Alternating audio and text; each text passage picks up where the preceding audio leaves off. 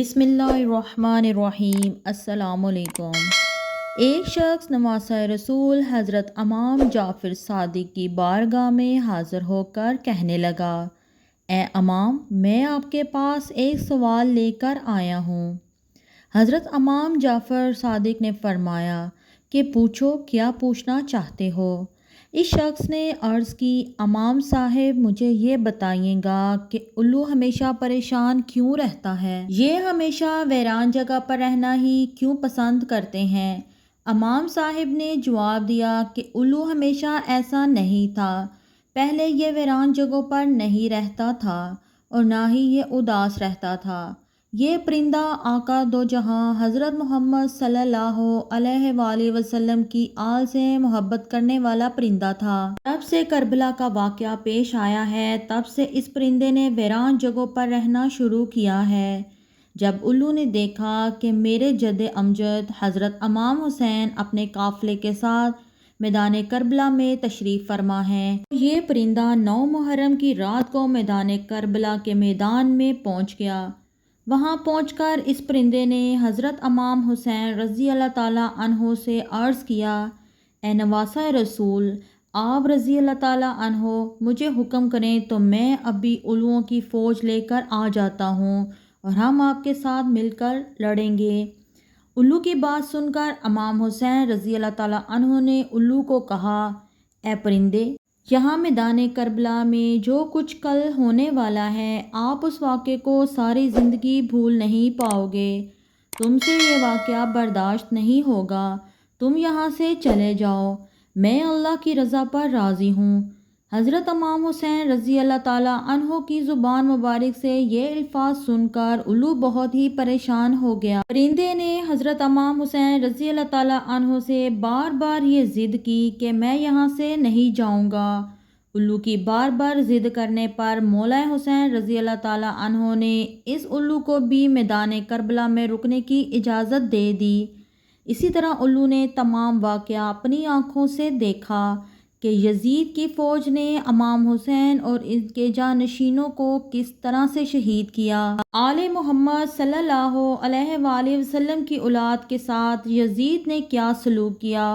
उल्लू ने सब शहीदों को शहीद होते हुए अपनी आँखों से देखा था। जब शहीदों और हज़रत इमाम हुसैन रज़ी अल्लाह ताला अन्हो सर मुबारक को बदन से जुदा होते हुए देखा। हज़रत मोहम्मद सल्लल्लाहु अलैहि वसल्लम की आल पर यजीदी फ़ौज का जुल्म अपनी आँखों से देखा था। किस तरह से इमाम हुसैन रज़ी अल्लाह ताला अन्हो ने सर मुबारक को बदन से जुदा किया। किस तरह से इन्होंने इमाम हुसैन रज़ी अल्लाह ताला अन्हो के जिस्म मुबारक को अज़ियतें दीं। जब ये सब कुछ हो रहा था तो उल्लू ये सब कुछ देख रहा था। ये सब वाक़या देखने के बाद उल्लू के दिलो दिमाग पर इंसानों के लिए नफ़रत पैदा हो गई। उल्लू ने ये वाक़या आकर अपने तमाम ख़ानदान को सुनाया। उस दिन के बाद उल्लू के दिल में इंसानों के लिए नफ़रत के सिवा कुछ न रहा। यही वजह है कि उल्लू ने अपना आप इंसानों से बहुत दूर कर लिया, जहाँ पर इंसान इसको देख भी ना सकें। उल्लू हज़रत मोहम्मद सल्लल्लाहु अलैहि वसल्लम की आल से बहुत ही ज़्यादा मोहब्बत करने वाला परिंदा है, लेकिन लोग इस परिंदे को मनहूस समझते हैं। आजकल लोगों का ये भी ख्याल है कि अगर हमारे घर के आसपास भी उल्लू बोल दे तो हम पर कोई ना कोई मुसीबत आ जाएगी। अगर उल्लू किसी के छत पर बोले तो इसके डर से अपना घर बार ही छोड़ देते हैं कि हमारे घर के ऊपर उल्लू आकर बैठ गया है, हमारे घर को कोई आफत आ घेरेगी। हमारे दोस्तों, उल्लू को मनहूस कहना जाहलाना सोच है। उल्लू के बोलने से ना तो आपके घर में कोई आफत आती है और ना ही कोई परेशानी आती है। ये तो बेचारा मासूम सा जानवर है। इसके बोलने या ना बोलने से इंसानी ज़िंदगी पर कोई फ़र्क नहीं पड़ता। इसलिए दोस्तों, आप इस जाहलाना सोच से हमेशा बच कर रहें।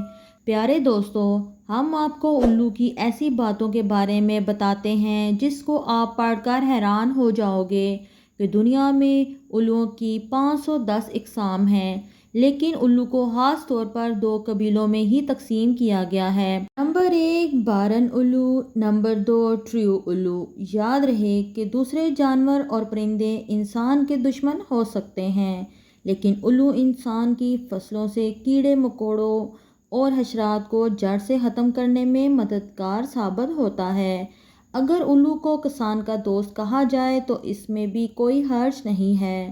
اگر ہم الو کی عمر کے بارے میں بات کریں تو اس کی اوسط عمر 20 سال ہوتی ہے۔ الو اپنا گھر درختوں پر بناتے ہیں جو زمین سے تقریباً 20 میٹر کی اونچائی پر ہوتے ہیں۔ اس کے علاوہ الو ویران جگہوں سے اور کنوؤں میں بھی اپنا بسیرا بناتے ہیں۔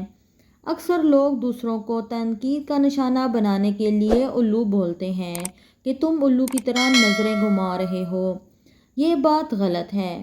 الو اپنی نظروں کو گھماتا ہے۔ الو تو سیدھا ہی دیکھتا ہے۔ الو اپنی گردن کو 270 ڈگری پر گھما کر اپنی نظر کو دوسری طرف لے کر جاتا ہے۔ الو ایک ہی جگہ پر بیٹھ کے چاروں طرف دیکھ سکتا ہے۔ اس کے پر دوسرے پرندوں کی نسبت بہت ہی ہلکے ہوتے ہیں اور ملائم بھی۔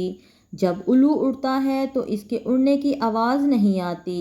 الو بہت ہی آسانی کے ساتھ اپنے شکار کو حاصل کر لیتا ہے۔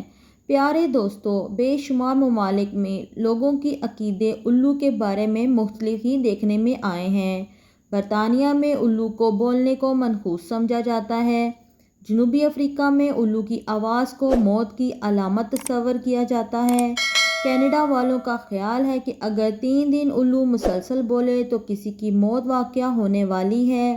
امریکہ کے لوگوں کا خیال ہے کہ الو کو دیکھنا بھی منحوس ہے۔ چین والوں کا یہ نظریہ ہے کہ اگر کسی کو الو نظر آ جائے تو گلی محلے میں کسی نہ کسی کی موت واقع ہو جاتی ہے۔ ایران میں الو کی اچھی آواز کو خوشی کی علامت سمجھا جاتا ہے، بری آواز کو منحوس مانا جاتا ہے۔ ترکی میں بھی الو کی آواز کو اچھا تصور نہیں کیا جاتا، لیکن سفید الو کو صاف مانا جاتا ہے۔ ہندوستانی لوگوں کا عقیدہ ہے کہ الو کی آنکھ کا کاجل بنا کر لگانے سے رات میں بھی دن کی طرح دکھائی دیتا ہے۔ الو کے ناخن بچے کی گلے میں باندھنے سے بچے کو نظر نہیں لگتی۔ الو کے گوشت کو تعویذ میں بھر کر گلے میں باندھنے سے کسی طرح کا ڈر نہیں لگتا۔ الو کی پوجا دیوالی میں کرنے سے لکشمی جی مہربان ہو جاتی ہے، بے حد دولت برستی ہے۔ الو کے پر کو حساب کتاب کے بہی کھاتے میں رکھنے سے مال و دولت میں برکت ہوتی ہے۔ اب ان کو کون سمجھائے، یہ سب تو ہندوستانی ہی مانتے ہیں۔ وقت سے پہلے اور قسمت سے زیادہ کسی کو کچھ نہیں ملتا، اور یہ ہم سب مسلمانوں کا عقیدہ ہے کہ ہر اچھائی اور ہر برائی، ہر دولت اور غریبی، اور موت اور زندگی، بیماری اور تندرستی، سب اللہ تعالیٰ ہی کی طرف سے ہے۔ مسلمان ہونے کے ناطے اللہ پاک ہم سب کے ایمان کو محفوظ رکھے۔ آپ لوگ بھی اپنے عقیدے کی حفاظت کریں۔ اگلی ویڈیو تک کے لیے مجھے دیں اجازت۔ اللہ حافظ۔